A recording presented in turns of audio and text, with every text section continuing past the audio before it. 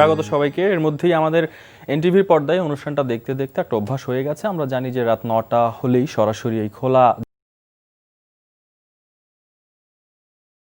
জানালা অনুষ্ঠানটি এনটিভি আপনাদের জন্য উপহার দেয় এবং আমাদের সাথে এই অনুষ্ঠানে সরাসরি যার যার বাড়ি থেকে এবং যার যার নিজের স্থান থেকে যোগ দেন আমাদের বেশ কিছু প্রিয় মানুষ। আমরা আপনাদের সাথে একটা লম্বা সময় কাটাই এবং সেই সময়টার মধ্যে মানসিকভাবে সবাইকে একটু ভালো রাখবার চেষ্টা করি। দর্শক, আমাদের অনুষ্ঠানে আমরা তুলে এনেছি গান, কবিতা, নাচ থেকে শুরু করে আরও অনেক কিছু। আর আজ বাংলাদেশের কথা এলে ক্রিকেটের কথা আসি। বাংলাদেশকে অনেক বেশি রিপ্রেজেন্ট করেছেন ওয়ার্ল্ড ওয়াইড ক্রিকেটাররা। আজ আমরা ক্রিকেট নিয়ে কথা বলবো। আজ আমাদের সাথে ক্রিকেটাররা যোগ দিবেন এবং ব্যক্তিগতভাবে আমার বিশ্বাস যে চারজন আজকে আমাদের সাথে যোগ দিবেন, এই চারজন 90s-এ বড় হওয়া প্রত্যেকটা মানুষের জন্য, প্রত্যেকটা সেই সময়ের মানুষের জন্য তারা চারজনের নক্ষত্র এবং বাংলাদেশ ক্রিকেটেরও নক্ষত্র। দর্শকের কথা না বাড়িয়ে তাদের চারজনকে আমন্ত্রণ জানিয়ে নেই। আমি আমার সাথে পেয়েছি সেই 1 বলে 1 রানের নায়ক হাসিবুল হোসাইন শান্ত। স্বাগত। ধন্যবাদ ইবেন ভাই। কেমন আছেন? আলহামদুলিল্লাহ ভালো। আমি এখন যাকে স্বাগত জানাবো সেই মানুষটি বাংলাদেশের ওয়ানডে ক্রিকেটে প্রথম সেঞ্চুরিয়ান। সেই 25 মার্চ 1999 জিম্বাবুয়ের বিপক্ষে তিনি সেই সেঞ্চুরি আমাদেরকে উপহার দিয়েছিলেন। মেহরাব হোসেন অপি। স্বাগত অপি ভাই। ধন্যবাদ আপনাকেও। সত্যি খুব ভালো লাগছে যে এরকম লিজেন্ডদের সাথে বসে একসাথে শো করতে পেরে নিজের কাছে সত্যি খুব আনন্দ লাগছে।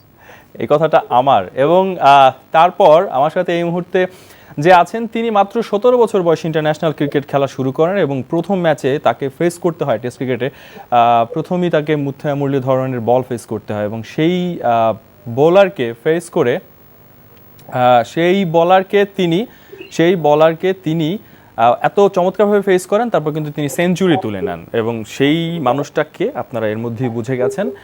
আর সেই মানুষটার সম্পর্কে আর একটা তথ্য দিই যে আজকের দিনটা তার কার্ডিফে অস্ট্রেলিয়ার সাথে সেঞ্চুরি করার 15তম বছরের সেই দিন। মোহাম্মদ আশরাফুল, স্বাগত। আপনাকে ধন্যবাদ। অনেক কিছু বললাম। আচ্ছা, আমার সাথে এবার আমাদের চারজনের শেষবার যে মানুষটার কথা বলছি তিনি বাংলাদেশ ক্রিকেটের সাবেক অধিনায়ক, মিস্টার 50, মিস্টার ডিপেন্ডেবল, এবং এই মুহূর্তে যে কাজটা করছেন সেটা হচ্ছে যে বাংলাদেশ জাতীয় দলের সিলেকশনের কাজ করছেন, হাবিবুল বাশার সুমন। সুমন ভাই, স্বাগত। Thank you very much. আচ্ছা, আমি শান্ত ভাই এবং অপি ভাইয়ের কথা বলি। তারাও কিন্তু বয়সভিত্তিক ক্রিকেটের কোচ হিসেবে দায়িত্ব পালন করছেন। আমরা আমাদের গল্পটা শুরু করব সুমন ভাই, শান্ত ভাই, অপি ভাই আপনাদের অনুমতি নিয়ে। আশরাফুল ভাইয়ের আজকে যে ইনিংসটার কথা বলছিলাম যে কার্ডিফে অস্ট্রেলিয়ার সাথে সেই উইন, বাশা ভাই নিশ্চয়ই আপনিও নস্টালজিক হয়ে যাবেন। আজকে 15তম বছর এবং আইসিসির পেজ থেকেও দেখলাম যে সেই ইনিংসটার কথা বলা হয়েছে। আমরা সবাইকে নিয়ে একটু সেই ইনিংসটা দেখে আসবো।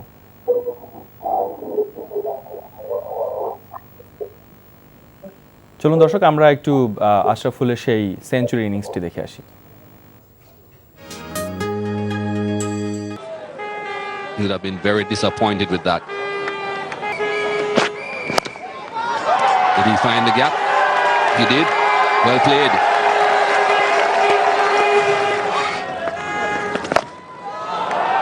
That will go all the way. A man out deep is in front of square. That was placed behind the square. Wow, that was spanked. Super shot. Cheeky, but very effective. What a lovely shot. Well, you're talking about that space over at extra cover. Oh, Mohamed Ashraful. Oh, fine shots, lovely shots. And it's been a sparkling affair too. 50 from just 58 deliveries. Now that's gone high. Gillespie's down there, and he's not taken it. He got a. Well, that should go fine. That's away fine as well. Running quickly away to the boundary. Little sweep. It's a sweep for 4. Ashraful, 97. Full length, McGrath pulled away into the leg side. Will they look for 2? It's just a single. They're coming back for 2. Balls. He can guide his country home here. You've got it, son. Well played, Mohamed Ashraful. Bangladesh 108th one-day game, only the second century of Jacob Out. Mohammad Ashraful এই ইনিংসটা খেলবার আগে বা এই ম্যাচে অস্ট্রেলিয়ার সাথে মুখোমুখি হওয়া Glenn McGrath, Jason Gillespie এরকম বোলারদের সাথে মুখোমুখি হওয়া, খেলবার আগে আপনার মাথায় ঠিক পিচে যখন নামেন কি চলছিল?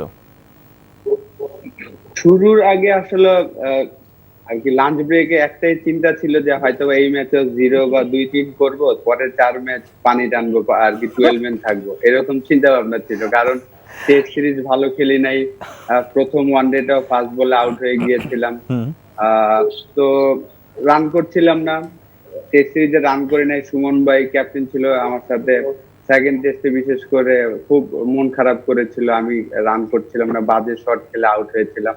আমার সাথে সুমন ভাই 2 দিন কথাও বলে নাই ওই সময়। তারপরে ফারুক ভাই সিলেক্টর ছিলেন তখন, চিফ সিলেক্টর, উনি ওয়ানডে সিরিজে থাকবে না, চলে আসবে। আসার আগে আমাকে বলে আসছিল যে তুই 6টা ম্যাচই খেলবি, একটা 50 করিস আর কি, আমাকে এটা বলছিল।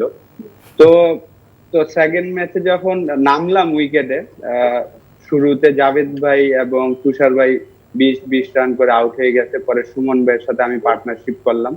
সুমন ভাই যখন আসছিল তখন আমি সুমন ভাইয়ের সাথে শুরুতে আমি 3টা 4 মারাতে আমার কনফিডেন্সটা বেড়েছিল, যে ফুল শট, কাভার ড্রাইভ, সুইপ মেরে 3টা 4 মারার পরে আমার কনফিডেন্সটা বেড়েছিল। সুমন ভাইয়ের সাথে বলছিলাম যে সুমন ভাই এই ম্যাচ জিততে হবে। সুমন ভাই একটাই বলছিল যে তুই শুধু তোর ব্যাটিং কর, তুই ম্যাচ জিতার চিন্তা না করে জাস্ট তুই ব্যাটিং কর, পরে দেখা যাবে কি হবে। পরে আমি আর সুমন ভাই 130 রানের পার্টনারশিপ করলাম। আর আমি সবসময় প্রত্যেকটা ওভারই একটা করে ক্যালকুলেটিভ রিস্ক নিচ্ছিলাম, স্কুপ বলেন কাভারের উপর দিয়ে, এবং সেগুলো কানেক্ট হচ্ছিল ভালো মতন। আমরা খুব ভাগ্যবান ছিলাম, আমি বলবো যে আসলে আমাদের ওই দিনটা সকাল থেকে আসলে আমাদের ছিল। এই ধরনের উইকেট ছিল, ওই উইকেটে যদি আমরা আগে ব্যাটিং করতাম, আমার কাছে মনে হয়েছে যে আমরা 70-80 রানে অল আউট হয়ে যেতাম, এত ভিজা উইকেট ছিল প্রথম 15 ওভার। তো মাশরাফি, তাপস ভাই অসাধারণ বোলিং করেছে শুরুতে, রফিক ভাই, আফতাব, নাজমুল, 5টা বলারই চমৎকার বল করেছে, আর উইকেট ভালো হয়ে গিয়েছিল। আমি একটু জানতে চাই যে আপনি ঠিক যেই মুহূর্তে সেঞ্চুরিটা পেলেন ওই মুহূর্তের অনুভূতি তো আসলে বলার কিছুই নাই, কিন্তু তারপরে আপনাকে আউট হয়ে যেতে দেখলাম, আউট হওয়ার পর কেমন লাগছিল? খারাপ লাগছিল যে আসলে ফিনিশ করে আসতে পারি নাই ওই সময়টা, কারণ আমি যখন আউট হয়েছিলাম তখন 23 বা 24 রান দরকার ছিল, 23 এরকম 20 বলে বা 22 বলে এরকম। আমাদেরও সেরকম খারাপ লেগেছিল, কিন্তু শেষ পর্যন্ত ম্যাচটা আমরা জিতেছিলাম। সুমন ভাই সেই ম্যাচে অধিনায়কত্ব করেছিলেন, সে কথা আমরা শুনবো। আমি এই প্রসঙ্গে যেহেতু কথা হলো, আমি একটা বাংলাদেশ ক্রিকেটার একদম শুরুর দিকে যেতে চাই, এবং যে আমি একটা বলি যে অপি ভাইয়ের সেঞ্চুরির সময় আমি বল বয় ছিলাম বঙ্গবন্ধু স্টেডিয়ামে। অপি ভাই কেনিয়ার সাথে যখন 100 করেছিল, আমি ওই সময় বল জিম্বাবুয়ের সাথে। আচ্ছা, সেই গল্পটা শুনবো জিম্বাবুয়ের সাথে, জি হ্যাঁ, সেই গল্পটা শুনবো। তার আগে আমার কাছে মানে বেশ কিছু চমক আছে আপনাদের কাছে, সেগুলো একটু দেখিয়ে আসবো। যে কথা বলছিলাম যে সেই 1 বলে 1 রানের গল্প, বা সেটা রূপকথার গল্পের মতো এখনো মনে হয়, এবং বাংলাদেশ ক্রিকেটের আপনারা যারা সেই সময়ে আসলে ক্রিকেটটা খেলে এসেছেন তারই একটা ভিত গড়ে দেয়া। তো খুব বেশি কথা না বাড়িয়ে হাসিবুল হোসেন শান্ত আমাদের সাথে আছেন, তাকে নিয়েই সেই 1 বলে 1 রানের শেষ 2টো বল বা সেই ম্যাচের শেষ 2টো বল আমরা আবার একটু দেখে আসতে চাই। I think only in front of the pavilion and in the King's area are people sitting. Everywhere else they're standing. Martin Suji, 3 from 3. Hasibul Hussain. No, that is not what Bangladesh want. They want a single, a little nudge. Now what Hasibul Hussain has done is he's ensured that he now in all likelihood has got to win the match. Now Gordon Grennan is saying take a single maybe. He's got it. He is the hero. He'll just pull that one in. The scores are level, are they? Just 1 to go. Now, normally, with 1 run required and 1 ball remaining, you've got a tie if you don't hear. The ICC trophy is at stake here. 1 ball. What they want is to run for just about anything. The field should be in, it isn't. 1 ball to go. You know what is a tragedy here, and that is that under the Duckworth-Lewis system we can't have a tie, because ever again deserved a tie. This is it.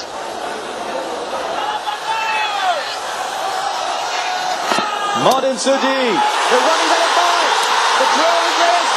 Bangladesh are ICC champions. 166 for 8. That was the target. They've got there. Kenya are the bridesmaids once again. And what a day in the history, not only of Bangladesh cricket, but of a nation that is exactly 25 years old. Thank you very much Shanto ভাই। একটা ball miss করলেন, পরের বলটা একটা ভালো shot খেললেন, কিন্তু মাঠের কারণে সেটা 4 হলো না, জিতে তখনই যাওয়া যেত। পরে এক বলের 1 রানের টেনশন, মিস করা বলটা 4 না হওয়াতে ফ্রাস্ট্রেশন ভর করছিল কিনা? না, ফ্রাস্ট্রেশন ভর করছিল না। আসলে মাঠে যখন ব্যাটিং করে তখন মনে হয় টেনশনটা অত কাজ করে, যখন মানে মাঠে যাওয়ার আগে কিন্তু প্রচুর টেনশন কাজ করছিল, হাত পা কাঁপছিল, পারবো কি পারবো না, অনেক কিছু মাথায় তখন কাজ করছিল। আসলে মাঠে যাওয়ার পরে ওই জিনিসগুলো আসলে থাকে না, যারা খেলে আমার কাছে মনে হয় যে ওই সময় টেন্সটা অত কাজ করে না, তো টেন্স ওইভাবে কাজ করে না। বাট পাইলট ছিল, এত কনফিডেন্স ছিল যে পাইলট থাকলে আসলে খেলা বের করে নিয়ে আসতে পারবো।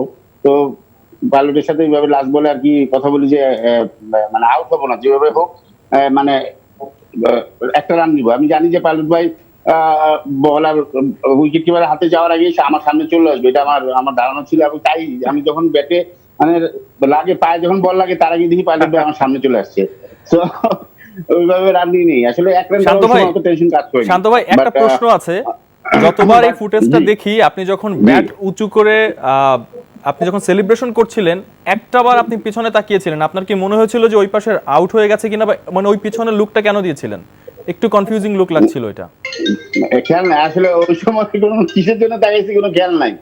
আচ্ছা, মনে হয় ওই পাইলট ভাই আসার কথা আসতেছে না কেন দেখার জন্য, পাইলট ভাই উইকেট নেওয়ার জন্য দেখতেছে, দেখলাম উল্টা। ওকে, আপনার পিছিয়ে তাকিয়েছিলাম। এই ম্যাচটার পরে আপনাদের ড্রেসিং রুমের অবস্থা কি ছিল, মানে সেলিব্রেশনটা কেমন ছিল, ওইখানে কি করছিলেন আপনারা?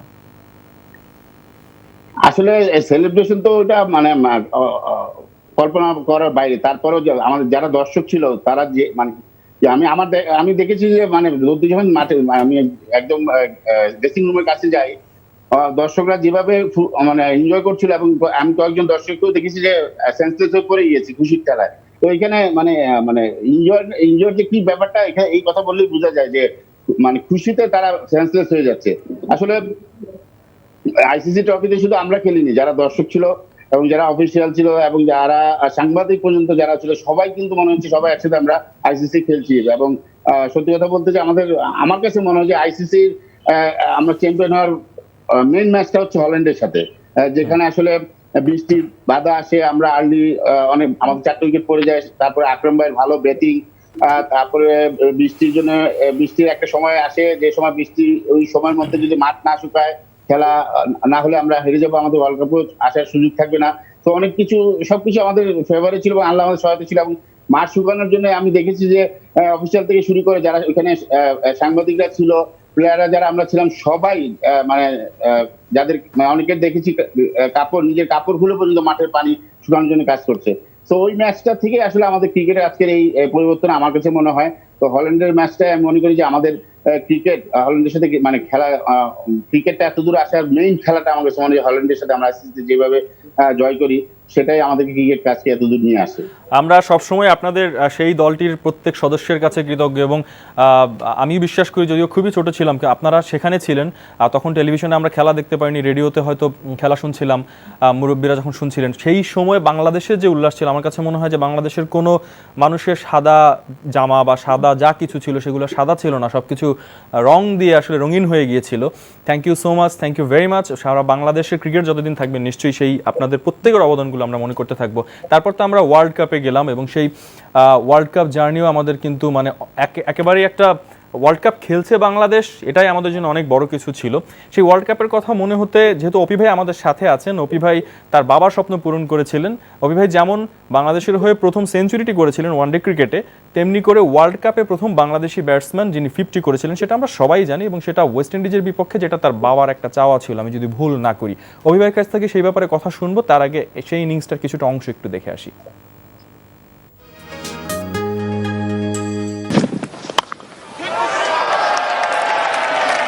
Good stroke, one bounce for 4 to deep backward square leg. A new over from Simmons. And that's another fine shot.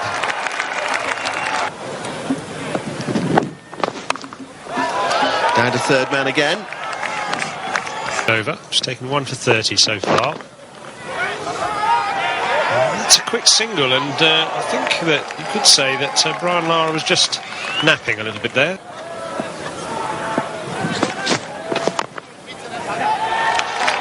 For Merab Hussain, a good gritty innings and Bangladesh's first half century in a World Cup. He'll be happy with that innings. I mean, he's had to... অভি ভাই, এই ইনিংসটার 50টা করার পর Brian Lara আপনাকে কিছু বলছিল, কি বলছিলেন তিনি? তখন অভিনন্দন জানিয়েছিল যে কংগ্রাচুলেশন, খুব ভালো খেলেছো, এটাই বলেছিল। কিন্তু তার আগে আমার কাছে মনে হয় যে অবশ্যই আমরা আমার ভিডিও ক্লিপস দেখার আগে যে দুজন লিজেন্ডের আমরা ভিডিও ক্লিপস দেখলাম, মোহাম্মদ আশরাফুল এবং হাসিবুল হাসান শান্ত, সত্যি আপনারা যেভাবে খেলেছেন এবং আশরাফুল যেভাবে ইনিংসটি খেলেছিল এবং হাসিবুল হাসানের 1 বলে 1 রান ছেড়েছিল, অসাধারণ। আই সেলিউট ইউ গাইস, অসাধারণ ছিল। আমার মনে হয় যে বাংলাদেশের রূপকথার গল্পের মতোই কিন্তু অনেকটাই কিন্তু ছিল হাসিবুল হাসান শান্তর 1 বলে 1 রান, মোহাম্মদ আশরাফুলের অস্ট্রেলিয়ার বিপক্ষে সেঞ্চুরি করাটি।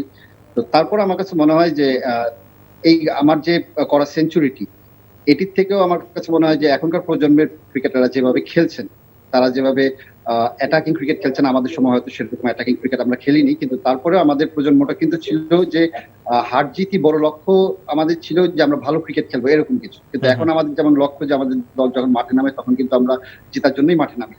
তো প্রজন্মের মধ্যে অনেক পার্থক্য আছে, কিন্তু তারপর আমার কাছে মনে হয় যে আমাদের প্রজন্মের সময় আমরা যেভাবে খেলেছি ততটুকুই ভালো করেছি। এখনকার প্রজন্মে যারা খেলছেন তারাও ভালো করছেন, নিশ্চয়ই তাই। কিন্তু আমি আজকে কিছু মূল গল্প উঠিয়ে আনতে চাই। অভি ভাই, আপনি রূপকথার কথা বলছিলেন, আপনারা সবাই সেই রূপকথার রাজপুত্র। অভি ভাই, আপনি হচ্ছেন সেই মানুষ যিনি বাংলাদেশে ওয়ানডে ক্রিকেটে যখন কেউই সেঞ্চুরি করতে পারতো না, এরকম একটা কথা হয়েছিল, একটু আগে আশরাফুল ভাই বললো, আপনি কিন্তু সেই সেঞ্চুরি আমাদেরকে উপহার দিয়েছিলেন। আমি যদি ভুল না করি, টেস্ট ক্রিকেটের প্রথম রানটা আপনার ব্যাটে, একই সাথে হাসিবুল হোসেন শান্ত টেস্ট ক্রিকেটের প্রথম বলটা তার হাতে, এবং একই সাথে আমাদের সাথে সুমন ভাই আছেন। সুমন ভাই প্রথম অধিনায়ক হিসেবে আমাদেরকে টেস্ট জিতিয়েছেন। তো 4 রাজপুত্রকে নিয়ে কথা বলছি। আমি একটা ছোট্ট কথা একটু আপনার কাছে, অপি ভাই, আপনার কাছে জানতে চাই যে আপনি 100 রান করার পরও, আউট হয়ে আসার পর তখনকার কোচ গর্ডন গ্রিনিজ আপনার দিকে বোতল ছুঁড়ে মেরেছিল, পানির বোতল রেগে মেরেছিল, কেন? সেই সময় ঘটনা ঘটেছিল যখন আউট হই, তখন 42তম ওভারে আমি আউট হই, এবং আমার পরে তখন স্পেশালাইজ কোনো ব্যাটসম্যান ছিল না।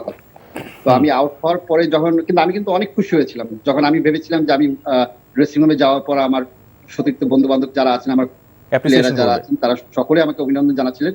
কিন্তু ব্যতিক্রম ছিল গর্ডন গ্রিনিজ, তখনকার তৎকালীন কোচ আমাদের। তখন আমি আমার চেয়ারে বসা মাত্রই তিনি ড্রেসিং রুমে ঢুকে একটা মিনারেল ওয়াটার বোতল কিন্তু আমার গায়ের উপর ছুঁড়ে মেরেছিলেন, এবং রাগ হয়ে ছুঁড়ে মেরেছিলেন। তো তিনি জানতে চাইলেন যে তুমি কেন আউট হয়েছো। তো তখন আমি কোনো উত্তর দিতে পারিনি, সদুত্তর দিতে পারিনি। কিন্তু সমস্যাটা হয়েছিল তখনই যখন আমি 42তম ওভারে আউট হয়ে গিয়েছিলাম। একমাত্র সেট ব্যাটসম্যান তখন আমি ছিলাম, এবং আমি যদি পরবর্তী আর 8টা ওভার খেলতে পারতাম, হয়তো আমাদের টোটালটা আর একটু বড় হতে পারত।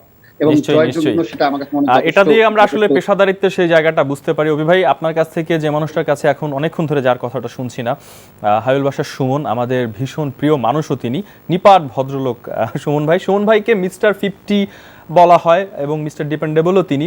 সুমন ভাই, আপনার প্রথমে আমরা একটা 50 রানের ইনিংসের একটু হাইলাইটস অংশ দেখে আসি, যেটা আপনি পাকিস্তানের সাথে করেছিলেন, শোয়েব আখতার, দিনেশ কানির এদের সাথে, সেই বলগুলো ফেস করে তারপর আপনার সাথে আমরা একটু কথা বলতে চাই এই বিষয়ে। একটু ইনিংসটা দেখে আসি।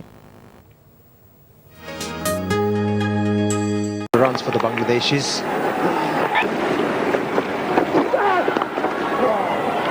That's a lovely stroke. Oh, that's put away. That's dismissed. Bibul Bashar He's on the back foot most of the time and he was ready for it.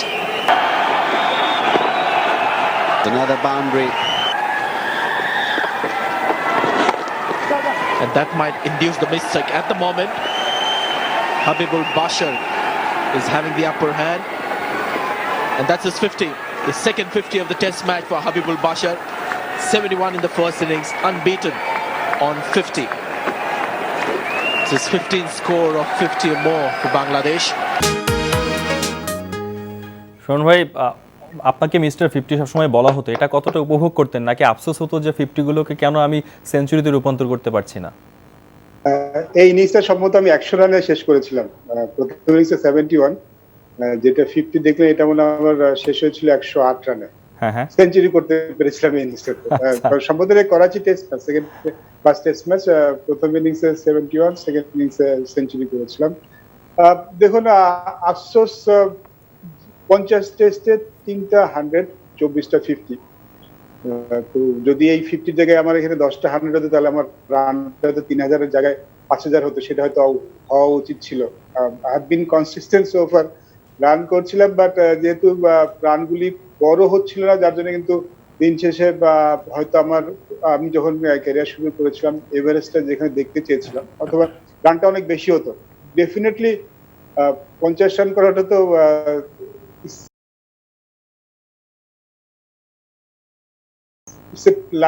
মানে আপনার মাইলস্টোন, বাট ডেফিনেটলি সেঞ্চুরি, যেটা খুব বেশি করা হয়নি আমার। আফসোস এখন তো কিছুটা লাগে ডেফিনেটলি, কারণ আমি মনে করি যে ওই 50 মধ্যে অ্যাটলিস্ট আরো 7টা কিংবা আরো 8টি 100 হওয়া উচিত ছিল, যেটা আমি মিস করেছি। 97 একবার আউট হয়েছি। কিন্তু আমাদের আপনাকে নিয়ে গর্ব হয় শুন ভাই। অন্য একটা গল্প একটু শুনতে চাই, যে ডেবু টেস্টে আপনি কিন্তু 71 ইনিংস খেলেছিলেন, সেকেন্ড ইনিংসে হাইয়েস্ট স্কোরার ছিলেন, যেটা ইন্ডিয়ার সাথে ছিল। সেই টেস্টে যদি আমি ভুল না করি, আপনি অলমোস্ট দলের সুযোগ না পেয়ে বাড়ি পর্যন্ত চলে গিয়েছিলেন। পরবর্তীকালে আমিনুল ইসলাম বুলবুল আপনাকে খুঁজে বের করেন। গল্পটা এরকমই, মানে সেই গল্পটা আমাদের একটু বলবেন কিনা? না, এটা আসলে আমরা তখন বিকেএসপি তে ক্যাম্প করতাম আর কি। তো নরমালি এখন যেমন আমরা আগেই টিমটা যখন সিলেকশন হয়ে যায়, খেলোয়াড়দের জানিয়ে দেওয়া হয় কিংবা খেলোয়াড় জেনে যান, তখন আসলে সিলেকশন হওয়ার পরের দিন পেপারে টিমটা পাওয়া যেত। তো আমাদের ক্যাম্প চলছিল বিকেএসপি তে, তো ক্যাম্পে পেপার পৌঁছালো সকালে, তো আমি তো নট ইন দি স্কোয়াড। তো যেটা হয় যে যেহেতু বিকেএসপি ক্যাম্প চলছিল, আমার বাসায় চলে আসতে হয়েছিল। তো তারপরে তো সবাই হয়তো ঘটনাটা সবাই এখন কম বেশি জানেন। তারপরে একটা সবাই মানে এটা নিয়ে প্রশ্ন তোলা শুরু করেন। তারপরে আমাকে স্কোয়াডে ইনক্লুড করা হয়, আমাকে আর মনি ভাইকে 14 জনের জায়গায় 16 জন স্কোয়াড করা হয়। তো যেহেতু তখন আমার কোনো সেলফোন ছিল না, আমি একটা ভাড়া বাসায় থাকতাম, আমার কোনো ল্যান্ডফোনও ছিল না, সো আমার যোগাযোগ করার কেউ ছিল না। তো হ্যাঁ, বুলুল ভাই তখন আসলে আমার এক বন্ধু ছিল শোভন, ওর মাধ্যমে ওর ড্রাইভার দিয়ে বাসায় খবর দিয়েছিল যে আমি আবার সিলেক্টেড হয়েছি। তো তখন সিলেকশন হওয়ার পরে আসলে আমাকে জানানো হয়নি, কেউ জানায়নি অফিসিয়ালি। বুলুল ভাই আসলে ইনিশিয়েটিভ নিয়েছিল থ্রু শোভন ভাইয়ের ড্রাইভার দিয়ে, যে আমি সিলেক্টেড হয়েছি, সো আমাকে আবার ক্যাম্পে জয়েন করা ছিল। ব্যাপারটা আসলে এমন ছিল, অপ্রত্যাশিত ছিল, বাট ডেফিনেটলি যেহেতু আমি 99 ওয়ার্ল্ড কাপ খেলার সুযোগ পাইনি, 97 আইসি ট্রফিতেও সুযোগ হয়নি, সো প্রথম টেস্ট ম্যাচটা খেলতে চাচ্ছিলাম। তো বাদ করে একটু আপসেট ছিলাম, বাট দেন মানে ওই টেস্ট ম্যাচটা খেলাতে আসলে আমার পুরো ক্যারিয়ারটাই চেঞ্জ করে দিয়েছিল।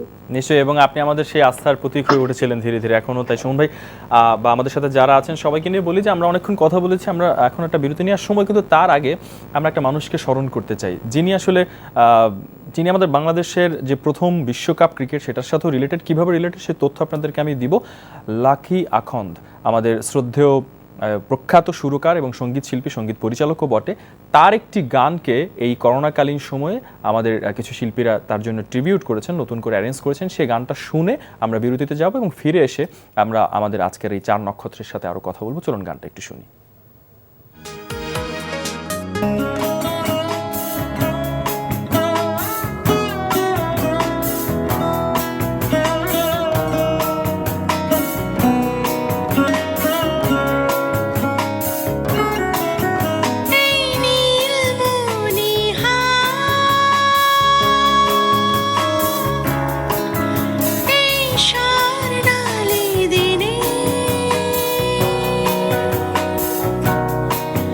তোমায়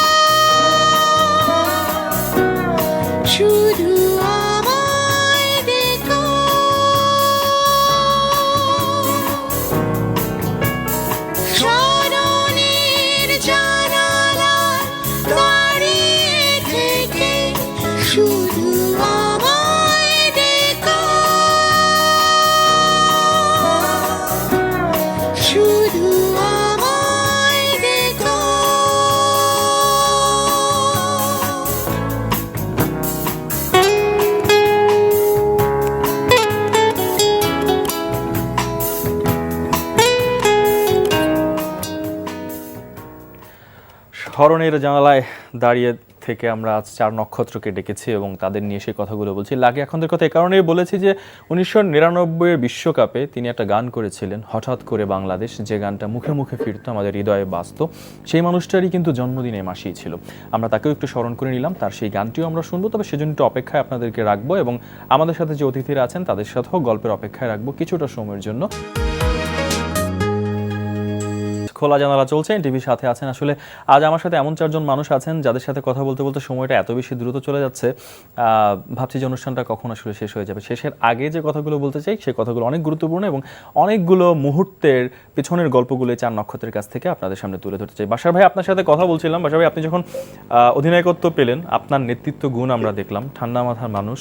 আমাদেরকে আপনি সবচেয়ে আনন্দঘন অনেকগুলো মুহূর্ত উপহার দিয়েছেন। আমার কাছে মনে হয়, আমি যদি ভুল না করি, আমরা অনেক বেশি খুশি হই ভারতের সাথে ম্যাচ জিতলে, এবং সেই শুরুটা আপনার নেতৃত্বে শুরু হয়েছিল 2004-এ। প্রথমবারের মতো আমরা ইন্ডিয়ার সাথে জিতেছিলাম, যেখানে অধিনায়কত্ব করেছিলেন আপনি।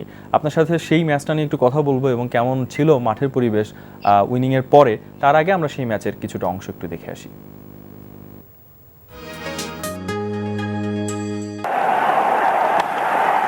Zahir goes for the big one. He could hold out here. Is that taken? Another good catch in the deep. They are not making any mistake. This man's everywhere. That could be close. And it's a direct hit. And I think they've got him. Habibul Bashar. Basha ভাই, ইন্ডিয়ার প্লেয়ারদের এই ম্যাচের পরে অবস্থা কেমন ছিল? মানে আপনাদেরকে স্লেজিং বা এরকম কোনো কিছু ছিল কিনা? না, দে আর স্ট্যান্ড ডেফিনেটলি। দেখুন, তার আগে আমরা মনে হয় বড় ম্যাচ খুব একটা জিতিনি। জিম্বাবুয়ের সাথে যদিও আমরা ব্রেকটা করেছিলাম, আমাদের ইন্টারন্যাশনাল ক্রিকেটে অনেকদিন জয়ের যে খরাটা চলছিল টেস্ট স্ট্যাটাস পাওয়ার পর থেকে, বাট এই ম্যাচটা একটু অন্যরকম।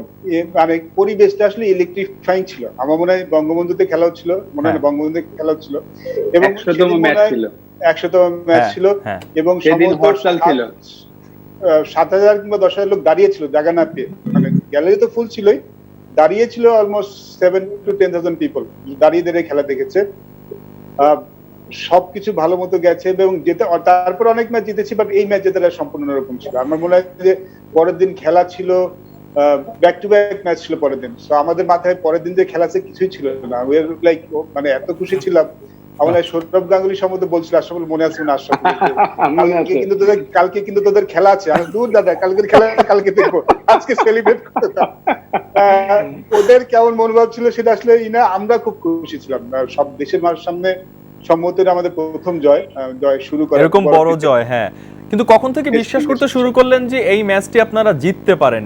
আপনি তো নেতা ছিলেন, দলনেতা ছিলেন। আপনার ম্যাচের ক্রুশাল মোমেন্টে মেসেজটা কি ছিল টিম মেম্বারদের প্রতি?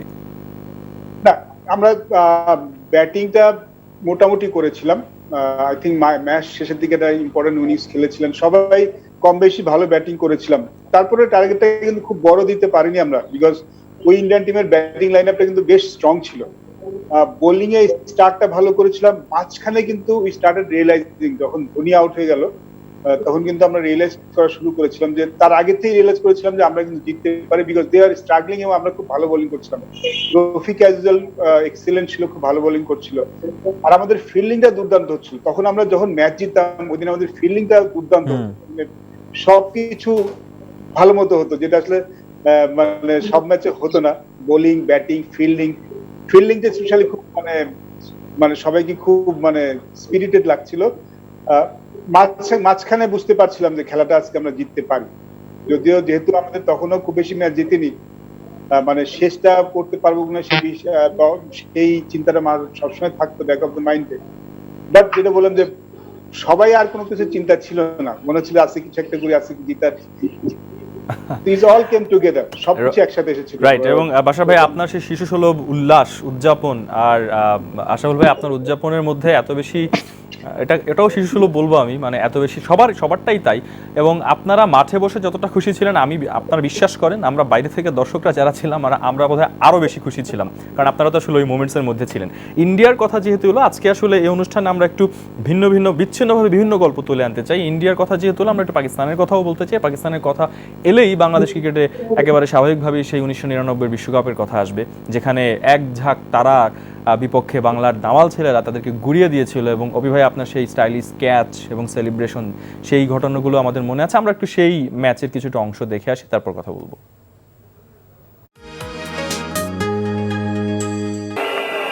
Rafiq to Waqar Yunus. Rafiq tempting Pakistan with a bit of spin. He's bowled in, giving himself plenty of room, and the middle stump goes back. Rafiq. Rahman is the bowler from the football stand-in. Good looking shot. Could be a chance of a run out. There's going to be a little peel here, and he's calling for the third umpire, and there's absolute chaos here. There is absolute chaos. People coming from everywhere, and the game is not over yet. Mehrab Hossain অপি, এই ম্যাচে যখন সব দর্শকরা ঢুকে পড়লো এবং বাংলাদেশ জিতে গেল, ওই সময়ে টিম মেম্বারদের অবস্থা কেমন ছিল? কি করছিলেন আপনারা? অসাধারণ। আমার কাছে মনে হয় যে আমার ক্রিকেট ক্যারিয়ার জুড়ে সবচাইতে এক্সাইটমেন্ট ম্যাচই ছিল এটি। এবং আমার এই ম্যাচে আমার কিন্তু কন্ট্রিবিউশন ব্যাটিং এ তেমনটা ছিল না, 9 রান করে আউট হয়ে গেছিলাম, কিন্তু ফিল্ডিং এ 2টি ক্যাচ ধরেছিলাম এবং লাস্ট রান আউটে আমি ইনভলভমেন্ট ছিলাম। আর এই ম্যাচে আমার কাছে মনে হয় যে আমরা যারা ক্রিকেট খেলা শুরু করেছিলাম, ইংল্যান্ডে যখন খেলা দেখতাম আমরা টিভির মাধ্যমে, তখন কিন্তু প্রায় দেখতাম যে আপনার ম্যাচ শেষ হওয়ার পর সব দর্শক মাঠে ঢুকে যেত। তো আমাদের সময় সেই ম্যাচেই কিন্তু আপনার ম্যাচ শেষ হওয়ার পরে সমস্ত দর্শক মাঠে ঢুকে যায়, এবং ঢোকার পরে কিন্তু দৃশ্যগুলো ছিল মানে এরকম যে কোনো দর্শক এসে কেউ কোনো প্লেয়ারের মাথা থেকে টুপি কেড়ে নিয়ে যাচ্ছে, কেউ গেঞ্জি ধরে টানাটানি করছে, এরকমটাই ছিল। কিন্তু আমরা এতটাই বেশি আনন্দিত ছিলাম যে মানে আত্মহারা হয়ে গেছিলাম, এবং সকলে মিলে ড্রেসিং রুমে সত্যি খুব আনন্দিত হয়েছিলাম। এবং এত বড় একটা ম্যাচ আমরা জিতে যাবো এটা আমরা কখনো কল্পনা করতে পারিনি। কিন্তু যখন কিনা 5 উইকেট পড়ে যায় তারপরে কিন্তু আমরা স্বপ্ন দেখা শুরু করেছিলাম যে ম্যাচটা আমরা জিততে পারি। কিন্তু অসাধারণ মুহূর্ত ছিল সেই মুহূর্তগুলো। পাকিস্তানের প্লেয়াররা এই ম্যাচের পরে আপনাদের সাথে কি কেউ কোনো রিয়াকশন দেখানো বা কথা বলা, বা যেমন একটু আগে বাসা ভাইরা বলছিলেন যে সৌরভ গাঙ্গুলি বলছিলেন যে তোদের কালকে খেলা আছে, এরকম পাকিস্তানের কোনো প্লেয়াররা কোনো রিয়াকশন বা কিছু দিয়েছিল কিনা? না, এরকম কোনো রিয়াকশন ছিল না। কিন্তু খেলার শেষে যখন পুরস্কার বিতরণী অনুষ্ঠানে তৎকালীন পাকিস্তান টিমের ক্যাপ্টেন ছিলেন ওয়াসিম আকরাম, তো ওয়াসিম আকরাম কিন্তু সৎভাবেই বলেছিলেন যে আমরা আমাদের ছোট ভাইয়ের কাছে হেরেছি। তো এরকম মন্তব্য করেছিলেন, কিন্তু কোন রকম তাদের রাতেও কিন্তু এসেছিল, রাতেও কিন্তু ওয়াসিম আকরাম এসেছিল এবং বলেছিল ওয়েল প্লেড, সাথে ওনার অনেক বান্ধবীও ছিল ওনার সাথে। আমরা যখন আমার জানা মতে খেলার পরে যখন আমরা হোটেলে ফিরে যাই, তো রাত্রে আমাদের একটা অনুষ্ঠান ছিল মানে জিতা উপলক্ষে, তো সেই অনুষ্ঠানে ওয়াসিম আকরাম এসেছিলেন, তো সবাইকে অভিনন্দনও করেছিলেন সেই মুহূর্তে। চমৎকার। ওয়ার্ল্ড কাপ প্রসঙ্গ যেহেতু এলো, ওয়ার্ল্ড কাপের কথা হলে আশরাফুল ভাই যেহেতু আমাদের সাথে আছেন, আমি বিভিন্ন ইন্টারভিউতে বা অনুষ্ঠানে আশরাফুল ভাই আপনার কাছে আপনার মুখে বলতে শুনেছি যে আপনার অন্যতম প্রিয় একটা ইনিংস হচ্ছে সেই সাউথ আফ্রিকার সাথে 81 বলে 87 রানের ইনিংস। Am I right? 83 বলে 87, জি। ওকে, হ্যাঁ, রাইট। তো সেই ইনিংসটি আগে একটু দেখব, তারপর আপনার কাছ থেকে সেই ইনিংসের কথা একটু শুনবো।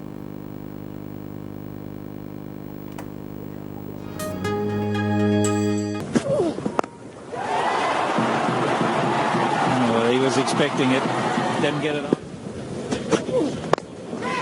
Over the top, chipped nicely. That's a good shot. So often they try and overhit the ball. He didn't on this occasion. He just popped it over the top. Straight down the ground, doesn't get better. There's a man at long on, but he had no chance whatsoever. Superb way to reach a half century, and a good one from Mohammad Ashraful. Very good, well deserved. He's played well, the young man. To a well-set batsman, he can get underneath it. That's what you don't want to provide, the opportunity to go underneath it. It's cheeky, very cheeky. Not the easiest shot to play, but he's played it effectively.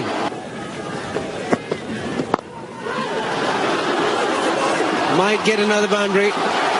Good commitment in the deep, can't prevent the boundary. Another boundary. This is a stunning shot. Played some splendid ones. This could be the best. Oh, truly amazing innings. Could be one of his best.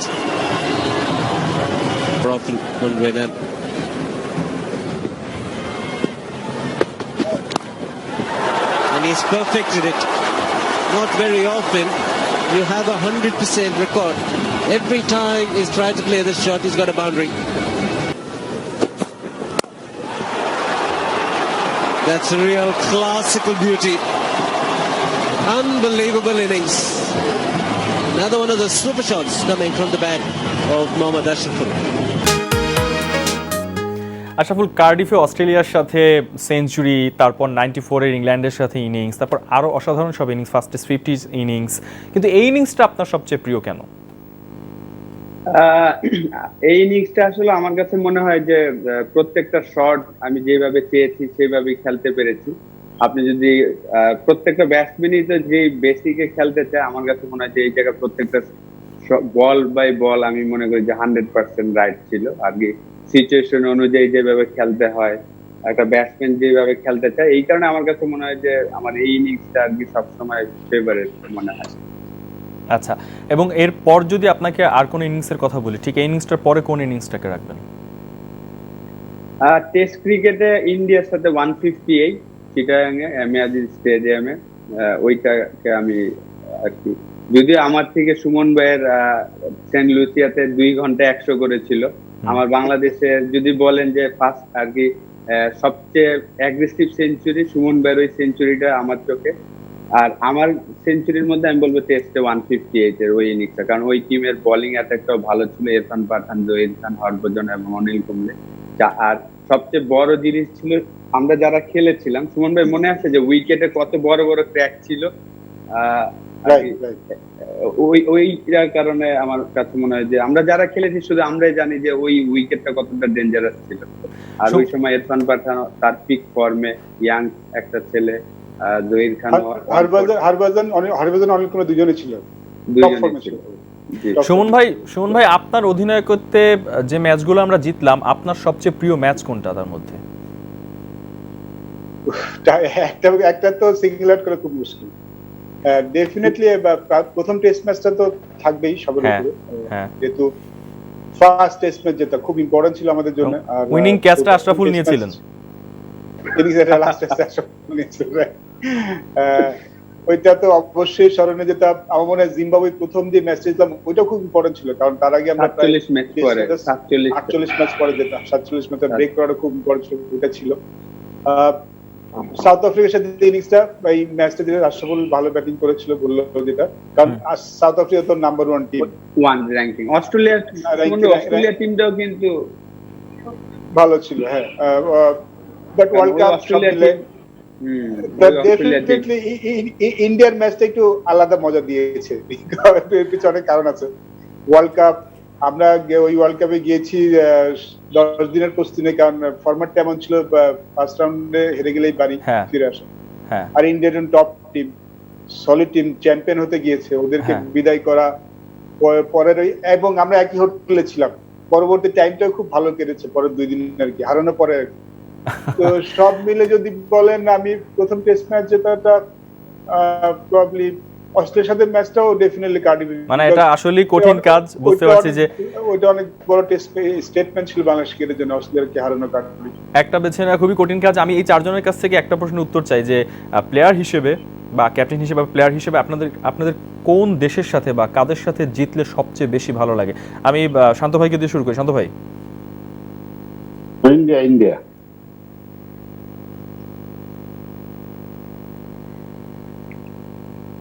জি, শুনতে পাচ্ছেন?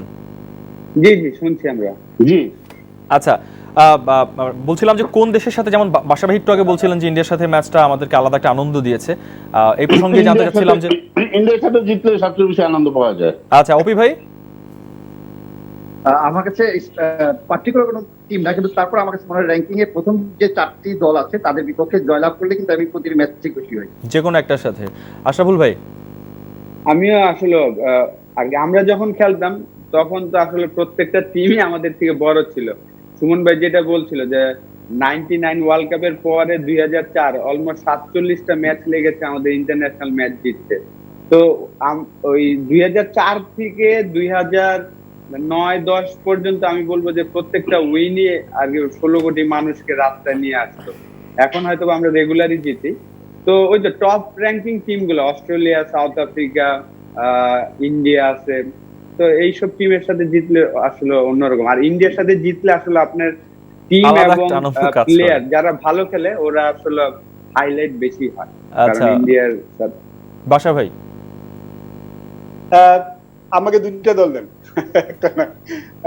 দেখুন, অস্ট্রেলিয়াকে হারানো একটা বিশেষ ব্যাপার ছিল definitely. Australia ওই টিমটা আনবিটেবল টিম ছিল ফর অ্যাটলিস্ট 5-6 ইয়ার্স, এবং ওই দলকে হারানো একটা স্পেশাল এফোর্ট ডেফিনেটলি। এবং অস্ট্রেলিয়ানা যে ক্রিকেট খেলে, ওদের ক্রিকেটের যেই থিওরি কিংবা যেই জাত ওরা ফলো করে, অস্ট্রেলিয়া দলকে হারানো সবসময় স্পেশাল একটা ব্যাপার। বিকজ ওরা কখনোই হাল ছাড়ে না, শেষ বল পর্যন্ত ট্রাই করে, লাস্ট মানে রান পর্যন্ত ওরা চেষ্টা করে আটকাতে।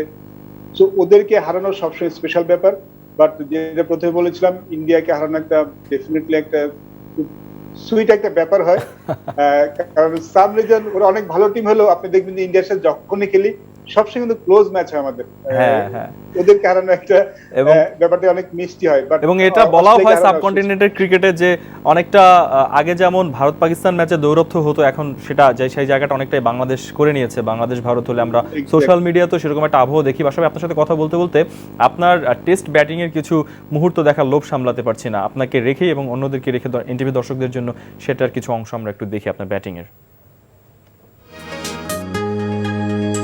Shot, good run. No, for batting. It's been a very simple one. He can't make runs in the dressing room. It's a long stroke through extra cover. It's a long chase. There's the sweep again, and that's away to the boundary. And that very impressive boundary from Sarkar brings. Oh, and that's it down the ground for 4. That's a very positive shot. He used his feet there, decided to smash it. Boy, the girls are out of their seats. Oh, and that one's gone through the gap and down to the fence for 4. Just a little bit lucky, but it brings up his half century. So Habibul, in this inaugural test match, has done what he no doubt has dreamt about. মানে cricket আপনারা যে জায়গায় নিয়ে গেছেন, এই দৃশ্যগুলো বা আপনাদের ব্যাটিংগুলো বা এগুলো নিশ্চয়ই এখনকার ক্রিকেটারদেরকে অনেক বেশি ইন্সপায়ার করে। দেখতে খুব ভালো লাগছিল। নিশ্চয়ই আমাদের এই খোলা জানালা আজকে যারা দেখছেন তাদেরও হয়তো ভালো লাগছে, এটা বিশ্বাস করি, কারণ ভালো লাগার মতন 4 জন মানুষ আমাদের সাথে আছে। ইভান স্যার, আপনাদেরকে আবারও স্বাগত জানাই। আজ আমাদের সাথে হাসিবুল হোসেন শান্ত, হাবিবুল বাশার সুমন, মেহরাব হোসেন অপি এবং মোহাম্মদ আশরাফুল আছেন। আমরা খোলা জানালা অনুষ্ঠানের মাধ্যমে সরাসরি তাদের সাথে কথা বলছি, গল্প করছি। দর্শক, এই 4 জন মানুষই বিভিন্ন সময়ে এনটিভির সাথে নানানভাবে অনুষ্ঠানের মাধ্যমে সম্পৃক্ত হয়েছেন, কেউ নাটকের মাধ্যমে, কেউ আবার বিভিন্ন অনুষ্ঠানের মাধ্যমে। আমি এবার শুরুতে এই 4 জন এনটিভির পর্দায় কিভাবে এসেছেন সেটার একটা ছোট্ট ভিডিও দেখব এবং তারপরে এসে তাদের সাথে কথা বলবো। আমি যখন খেলা শুরু করি, আমার বাবা ওয়ান্ডার্স ক্লাবের সাথে জড়িত ছিল অফিসিয়াল হিসেবে। উনি একসময় ক্রিকেটও খেলতেন, কিন্তু যদিও 2nd ডিভিশন পর্যন্ত খেলেছিলেন। তারপর আমার চাচা ছিলেন বাংলাদেশ জাতীয় দলের সাবেক ওপেনার। তো চাচাকে দেখেই কিন্তু এই যে আমার ক্রিকেটে আসা। অপিয়া আসলে আমার জুনিয়র, কিন্তু বন্ধুর মতো হয়ে গেছে প্রফেশনাল ইয়েতে সবাই ছিলাম। তখন অপিকে আমরা দেখতে ছোটকালে ওই মোজার ভিতরে বল ইয়ে করে ভরে ব্যাটিং প্র্যাকটিস করতো ঝুলিয়ে। হ্যাঁ, এই মাঠটা মনে করেন আমার বাসা বাড়ি সব ছিল। তো আমাকে কেউ যদি বাসা থেকে কেউ যদি খুঁজতে চাইতো যে শান্ত কোথায়, এখানে আসলেই পেত। আমরা জানি যে আপনি পুরো দস্তুর একজন ব্যবসায়ী। এখন ব্যবসায়ী মানে কি, মানে ব্যবসায়ী বলা চলে না, মাছের ব্যবসায়ী। মানে সাথে আমার ওই বন্ধুই আছে। তো সকালবেলা ভোরবেলা উঠতে হয় প্রতিদিন, চেষ্টা করি মাঝে মাঝে ফাঁকি দেওয়ার, হয় না। আর এছাড়া যে আরেক ভাই আমার বললাম যে জাকি ভাই, ওনার সাথে আমার কিছু ব্যবসা আছে। ওরা আমার বন্ধুত্ব প্রায় 3 যুগের মতো হয়ে গেছে অলমোস্ট।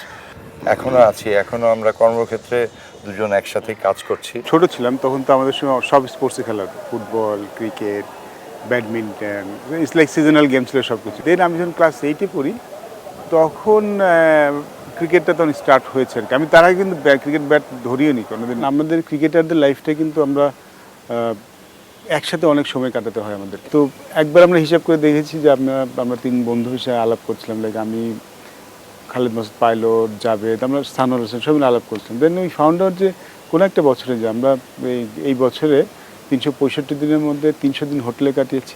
একটা কথা বলে রাখি, বা ইন্টারন্যাশনাল ক্রিকেটার আমরা যখন খেলি মাঠে কিন্তু কেউ ফ্রেন্ডলি হয় না। মাঠে কোনো ছাড় দেওয়া যাবে না। মাঠে কোনো ছাড় দেয়, মাঠে they are like worst possible people in the world. মাঠে কেউ কোনো হেল্প করে না এবং যতটা ভাবে সম্ভব আমাদের কাজটা কঠিন করে দেওয়ার চেষ্টা করে। আপনার খেলা আমার খুব ভালো লাগে। Thank you. আপনাকে আমার খুব ভালো লাগে। আমি বুঝতে পারছি আপনি কি বলতে চাচ্ছেন। দেখুন, আমরা খেলোয়াড়, আর এখন খেলার বাইরে আমি অন্য কিছু নিয়ে ভাবতে চাচ্ছি না। তাছাড়া আমাদের সময় খুব কম থাকে, আর এখন আমি শুধু আমার ক্রিকেট ক্যারিয়ার নিয়ে ভাবতে চাচ্ছি, অন্য কিছু নিয়ে ভাবতে চাচ্ছি না। হ্যাঁ ঠিক আছে, ডেফিনেটলি সবার আগে ক্যারিয়ার, কিন্তু আপনার কি কোনো পার্সোনাল লাইফ নেই? অ্যাটলিস্ট আপনার নিজের ফ্রেন্ডদের তো টাইম দেওয়া উচিত, তাই না? সরি মিষ্টি। অ্যাশ, আপনাকে সত্যি আমাদের খুব ভালো লাগে। আমার একটা প্রশ্ন আছে। কে বলেন? আচ্ছা, মেয়েটা কিন্তু সে কিছু চাচ্ছিল, আমরা সেটা বুঝতে পারছি, কিন্তু একটা মেয়ের মন ভাঙা আর মসজিদ ভাঙা কিন্তু সমান কথা। ওপি তুই কেন জানিস ওর মন ভাঙছে? আচ্ছা, আমি এই প্রসঙ্গে একটা কথা বলি। আমিনুল ইসলাম বুলবুল তিনি কিন্তু সার্টিফাইড করেছেন যে বাংলাদেশ ক্রিকেটে মেহরাব হোসেন অপি খুব ভালো অভিনয় করে। এটা কি সত্যি? শুধু অভিনয় নয় না, অনেক অনেক বড় বড় ওয়াজ মাহফিলে ওয়াজও দেয় ভালো। আচ্ছা শান্ত ভাই, আপনি যেহেতু তার খুব ভালো বন্ধু, আমরা আপনার কাছ থেকে তার দু একটা এরকম গল্প শুনতে পারি নাকি? মানে গল্প তো ওর অভাব নাই, কোনটা রেখে কোনটা ওর কোনো মানে এটা শেষ নাই। তুই বলতে পারি যে ওর মতন মানে ও থাকা মানে একটা টিমের মধ্যে মানে এনজয় করা বা টিমটা বুস্ট আপ করা, ওর মতন সাপোর্টিং মনে হয় না কাউকে পাবো এইভাবে সবাইকে যেভাবে সাপোর্ট দেয়, ও যেভাবে টিমটাকে মানে এত মজার মধ্যে রাখে। আসলে এরকম ফ্রেন্ড পাওয়া খুব টাফ। সত্যি কথা বলতে যে ও মানে ওর মন মতন মনের মানুষ পাওয়া আসলে খুব ডিফিকাল্ট ব্যাপার। একটু মাঝে মাঝে শয়তানি করে অন্যরকম, বাট এমনি ছেলে হিসাবে, মন হিসাবে যদি বলেন, he is a beautiful guy, no doubt. আমার কাছে লাগে মানে খুবই চমৎকার একজন মানুষ আমি মনে করি। আচ্ছা সুমন ভাই, আশরাফুল ভাইয়ের অভিনয় কেমন লাগলো আপনার? আশরাফুল অভিনয়ের সম্বন্ধে আর করে ধারণা ছিল না, অভিনয় তো ওইসব খুব মানানি, বাট আই হ্যাভ ডাউট যে আসলে কারো মন ভেঙেছে কি ভাঙেনি। এখন তো ডেফিনেটলি না। না, look, they all are good person, as a good human being. Definitely Ashraful খুব ভালো একটা ছেলে। আমাদের অনেক অনেক স্মৃতি, অনেক অনেক ভালো সময় কেটেছে। We used to share lot of things, এবং আমাদের কিছু ওয়াইল্ড নাইটও আছে যেগুলো আমরা খুব মজা করেছি। খেলার বাইরে কিন্তু আমরা খুব ভালো টাইম কাটাতাম একসাথে, অনেক সময় কেটেছে আমাদের। ডেফিনেটলি খুব হেল্পফুল আশরাফুল, এবং আই এম শিওর আশরাফুলের সাথে যারা ব্যাটিং করেছে তারা সবাই বলবেন যে আশরাফুলের সাথে ব্যাটিং করাটা খুব আনন্দের, বিকজ ব্যাটিং এর অর্ধেক প্রেসার আশরাফুল কমিয়ে দিত ব্যাটিং করার সময়। আর যখন ভালো ব্যাটিং ফার্স্ট 100 একটু বলি, আমার প্রথম 100টা আমি তার আগে 50 করে আউট হয়ে যাচ্ছিলাম। তো ডেফিনেটলি যখন 70-80 হয়ে যেত তখন আবার প্রেসার ফিল করতাম। আর আমার প্রথম 100টার জন্য সময় আশরাফুল আমাকে অনেক হেল্প করেছিল, মানে কুল থাকতে, কাম থাকতে। ওইটা আমার সবসময় মনে থাকবে আর কি। প্রথম সেঞ্চুরিটা করার পিছিয়ে ডেফিনেটলি আমাকে অনেক হেল্প করেছিল, কারণ আমি যেটা হতো, আমি 80-90 ঘরে গেলে খুব প্রেসারে পড়ে যেতাম এবং আউট হয়ে যেতাম। সো প্রথম সেঞ্চুরিটা করতে আশরাফুল অনেক হেল্প করেছিল ব্যাটিং এর সময়। এবং আশরাফুল ভাই যখন ব্যাটিং ভালো করতে সামহাও পারতো না, তখন আপনি কথা বলা বন্ধ রাখতেন তার সাথে, মানে রাগ করে। এটা আশরাফুল জানে কেন করতাম। হাই এক্সপেকটেশন এবং আদরও করতাম, বকা দিতাম, এটা ওরা সবাই জানে। আচ্ছা আশরাফুল ভাই, এরপর আর নাটক করেছিলেন, আর অভিনয় করতে কেমন লাগছিল? না ভাই, আসলে যার যার প্রফেশন তার কাছেই ভালো। আর যেহেতু আমি সকাল 7টা থেকে রাত 7টা পর্যন্ত মাঠে থাকবো, ওইটা অসুবিধা নেই, কিন্তু অভিনয় একবার করার ইচ্ছা ছিল না, রকিবুল স্যার বলার কারণে আর কি করতে হয়েছিল। অভিনয় আর করবো না, জি না, থ্যাংক ইউ। আচ্ছা আমরা এবার আচ্ছা অপি ভাই, আরেকটা ব্যাপার বলি। আশরাফুল ভাই একটা ইন্টারভিউতে আমি বলতে শুনেছি যে আশরাফুল ভাই তিনি বলেছেন যে তার বাংলাদেশ ক্রিকেটের মধ্যে সবচেয়ে ট্যালেন্টেড এবং স্টাইলিশ ব্যাটসম্যান মনে হয় আপনাকে। সেটা কেন মনে হয় আশরাফুল ভাই? আমরা অপি ভাই যেটা বললেন যে ওনার ফার্স্ট টেস্ট সেঞ্চুরি আমি দেখেছি, ফার্স্ট ওয়ানডে সেঞ্চুরি, আমি তখন বল বয় ছিলাম। 99 ওয়ার্ল্ড কাপে প্রথম 50 করলো অপি ভাই। অপি ভাইয়ের ব্যাটিং যদি বলেন, এখনকার ক্রিকেটার তো অনেক ইমপ্রুভ করেছে, কিন্তু আমরা যখন শুরু করেছি, আমি তো তখন ছোট, তখন টেকনিক্যালি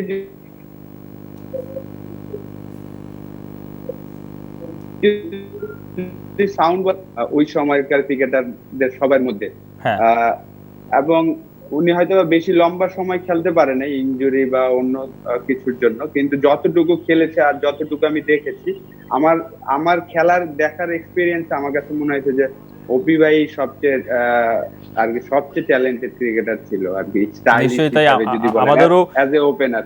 আমাদেরও তেমনটাই বিশেষ। অপি ভাই, শান্ত ভাই আপনার সম্পর্কে বলছিল এবং আপনাদের ব্যক্তি জীবনে দারুণ বন্ধুত্ব আছে। শান্ত ভাই সবসময় যারা তার সাথে খুব ভালো করে মেশে বা কাছ থেকে মেশে জানে তিনি কতটা প্রাঞ্জল এবং কতটা খুশি রাখতে পারেন মানুষকে, কিন্তু হুট করে একটা মজার কথা বলি, 99 ওয়ার্ল্ড কাপের পরে অপি ভাইয়ের ওই বাংলাদেশ টিমের টি শার্টটা 2 বছর উনি খোলে নাই, একদম যেখানে যাইতো ওইখানেই। হ্যাঁ শান্ত ভাই, শান্ত ভাই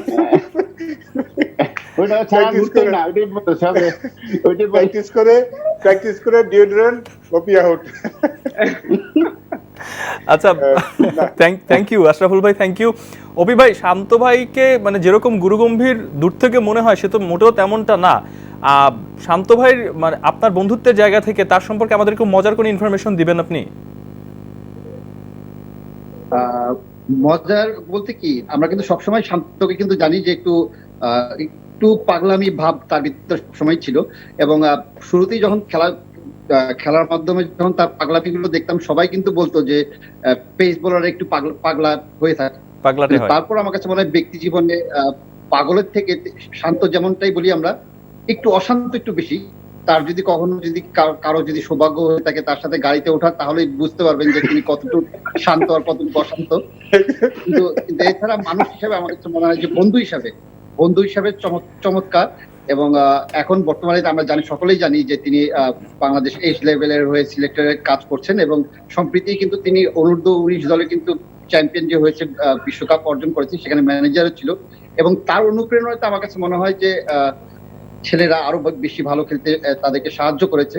তিনি অসাধারণ। আমার কাছে মনে হয় যে বন্ধু সুলভ আচরণ সবসময় তার থাকে, এবং অনুপ্রেরণাদায়ক কথাবার্তা কিন্তু তার মুখে কিন্তু অনেকটাই বেশি মানায় এখন, বিকজ তিনি একজন সিলেক্টর, এবং সিলেক্টর হিসেবে যথেষ্ট আমার কাছে মনে হয় যে ছেলেদের অনুপ্রেরণা দেওয়ার মতো কিন্তু তিনি বক্তব্য রেখে থাকেন। আমার কাছে মনে হয় এক কথায় অসাধারণ। নিশ্চয়ই তাই। শান্ত ভাইয়ের সম্পর্কে আরেকটা তথ্য দিয়ে রাখি, শান্ত ভাই খাওয়াতে খুব পছন্দ করেন। আচ্ছা, আমরা অনেকক্ষণ কথা বলছিলাম, আমরা সেই কথাগুলো কন্টিনিউ করতে চাই। এবং এরপর এসে অপি ভাই, আপনি নিজেও কিন্তু এইজ গ্রুপের সিলেক্টর হিসেবে কাজ করছেন, বাশার ভাই তিনি ন্যাশনাল টিমের সিলেক্টর হিসেবে কাজ করছেন। আমরা সেই আপনাদের এই ভূমিকাগুলো নিয়ে একটু কথা শুনতে চাই, দর্শকদেরও নিশ্চয়ই সেই আগ্রহের জায়গাগুলো আছে। যারা আমাদের সাথে এনটিভির সাথে আছেন, আরও একটাবার খোলা জানালা দেখতে ইভান্সের স্বাগত জানাচ্ছি। আমাদের সাথে 4 জন অতিথি আছেন। দর্শক, আমরা শুরুতে একটা নাচ দেখব, যে নাচটা আমাদের 3 জন ছোট বন্ধু তাদের নিজ নিজ বাড়ি থেকে একটি গানে কোরিওগ্রাফি করে একসাথে করেছেন। এবং আপনারা জানেন যে খোলা জানালা অনুষ্ঠানে আমরা সবসময় বলি যে অনুষ্ঠানটা একেবারে আপনাদের জন্য। আপনারা আপনাদের নিজেদের ভিডিও, নাটক, গান, কবিতা, রান্না, যে কোনো কিছু এই কোয়ারেন্টাইন টাইমে বাড়িতে বসে যা করছেন সেটা আমাদেরকে পাঠাতে পারেন। এনটিভি টিম প্রচারযোগ্য মনে করলে নিশ্চয়ই খোলা জানালায় সেগুলো প্রচার করবে। আমি একটু আপনাদেরকে বলি কিভাবে পাঠাবেন। আপনাদের সেই ভিডিওটা আপনারা আপ করবেন প্রথমে একটি গুগল ড্রাইভে, এবং সেই ড্রাইভের লিঙ্কটি আমাদেরকে মেইল করবেন kholajanala@ntvbd.com। স্ক্রিনে স্ক্রলে এই মুহূর্তে ঠিকানাটি দেখতে পাচ্ছেন। আশরাফুল ভাই, আপনার আচ্ছা, আমরা স্ক্রিনে বোধহয় আপনার সাথে একজন বিশেষ মানুষকে দেখতে পাচ্ছি। হ্যালো। হ্যাঁ, আমার মেয়ে, ও আমাকে খুঁজে পাচ্ছিল না। আচ্ছা, উপরে চলে আসছে। আচ্ছা, ওর বয়স কত, কি করছে ও? মারাত্মক ব্যাটিং করে। ওর বয়স কত? ও 3 বছর 9 মাস। আচ্ছা, ওকেও আমাদের এনটিভি পর্দায় স্বাগত। একটুখানি আমরা এবার কিছু জরুরি কথাই বলবো, বা যে কথাগুলো দর্শক আসলে জানতে চায়। আপনি ইন্টারন্যাশনাল ক্রিকেটে ফেরার চেষ্টা করছেন, এবং সেই আমাদের সাথে সুমন ভাই এখন আছেন। সেই চেষ্টা বা সেই আশাবাদের এখন আপনার ভিতরে কতটা কাজ করছে, বা কোন মানসিক অবস্থায় আছেন? হ্যাঁ, চেষ্টা তো করছি, যেহেতু এখনো ডোমেস্টিক ক্রিকেট খেলছি। 2018 সালটা ভালো হয়েছিল, ওই সময়টা ঢাকা লিগটা ভালো হয়েছিল, কিন্তু ওই সময় আসলে আমার এখনকার ফিটনেসটা ছিল না, সত্যি কথা। তো এখন লাস্ট বিপিএল এর সুযোগ পাইনি, তারপরে ওই সময়টা কাজ করেছি ফিটনেস নিয়ে, এবং বিসিএলটাও খেললাম ইসলামী ব্যাংকের হয়ে। ঢাকা প্রিমিয়ার লিগটা তো বন্ধ হয়ে গেল, তো চেষ্টা করে যাবো, যেহেতু আমি ব্যাটসম্যান, এখন আমার 35-36 হবে জুলাইতে। তো ওয়ার্ল্ড ক্রিকেটে দেখছি যে স্টিল 39-40 পর্যন্ত খেলছেন ব্যাটসম্যানরা। তো আমাদের দেশে ওই কালচারটা তৈরি হয়নি, তারপরে আমি চেষ্টা করে যাচ্ছি। আমি বিশ্বাস করি যে একটা সিজন যদি খুব ভালো খেলি, 2018 সালের মতন যদি হয়, তখন হয়তোবা সুমন ভাইরা চিন্তা করতে পারে যে আমাকে সুযোগ দিতে পারবে। সেক্ষেত্রে আপনার ফোকাসটা কি লঙ্গার ভার্সনে নাকি ওয়ানডে ক্রিকেটে?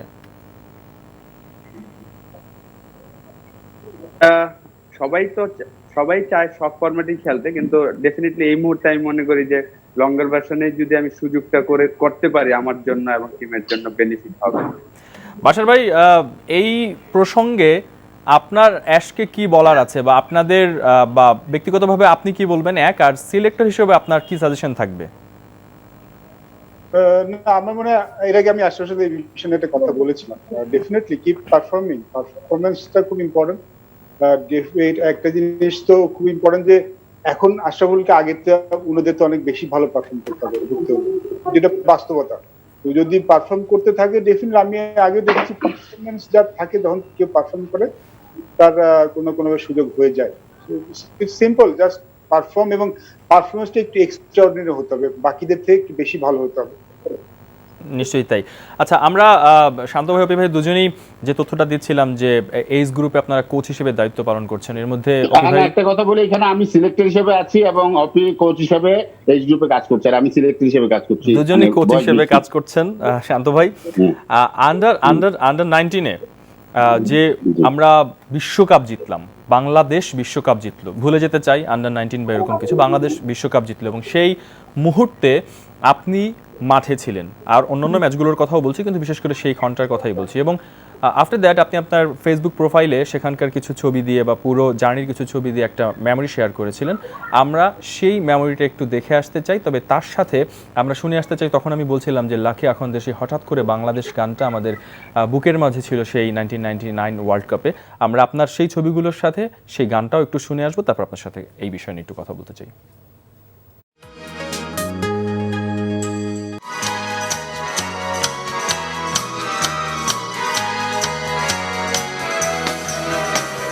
বিশ্বকাপে দেখো হিমশীতলে দেশে জমেছে ক্রিকেট পুরোটা।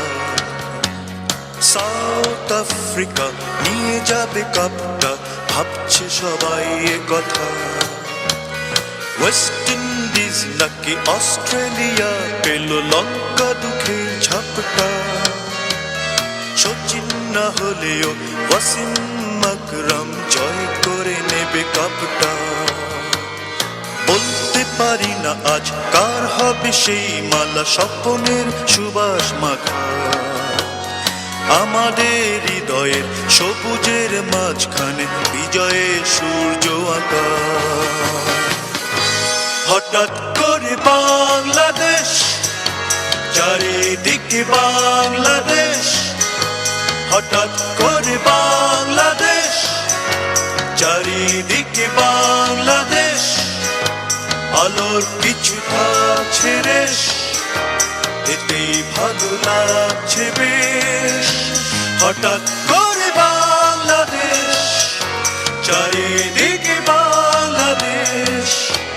আলোর কিছু থাকছে রেশ, এতেই ভালো লাগছে বেশ। অভিবাদন বাংলাদেশ। শান্ত ভাই, ঠিক উইনিং মোমেন্টে ওই সময় কি করছিলেন, কি ভাবছিলেন, কিভাবে সময় কাটাচ্ছিলেন? না, আমি আসলে আমি আর সুজন ভাই ছিলাম ওই দিন ফাইনালে, উপরে ছিলাম বসে। তো একটা সময় কিন্তু আমাদের মানে ফলাফল ব্যাটিং, আমরা উইকেট আর আর্লি পড়ে যায়, খুব তাড়াতাড়ি কয়েকটা উইকেট পড়ে যায়। আসলে তখন আসলে খুব প্রেসারে ছিলাম। আর সত্যি কথা বলতে যে কনফিডেন্স ছিল যে বাংলাদেশ টিমে একজন কেউ না কেউ আন্ডার 19 টিমে কেউ না কেউ ওখানে দাঁড়াবে, মানে খেলবে, ভালো ব্যাটিং করবে। আসলে যদি পুরো সম্পূর্ণ টুর্নামেন্টটা যদি আমরা দেখি, তাহলে দেখবেন যে বাংলাদেশ টিমে আন্ডার 19 টিমে কিন্তু প্রতিটা খেলা কেউ না কেউ ভালো কন্ট্রিবিউশন ছিল, যে খুব ভালো ক্রিকেট ব্যাটিং করেছে বা খুব ভালো বোলিং করেছে, সেরকম একটা কনফিডেন্স ছিল যে কেউ না কেউ দাঁড়াবে।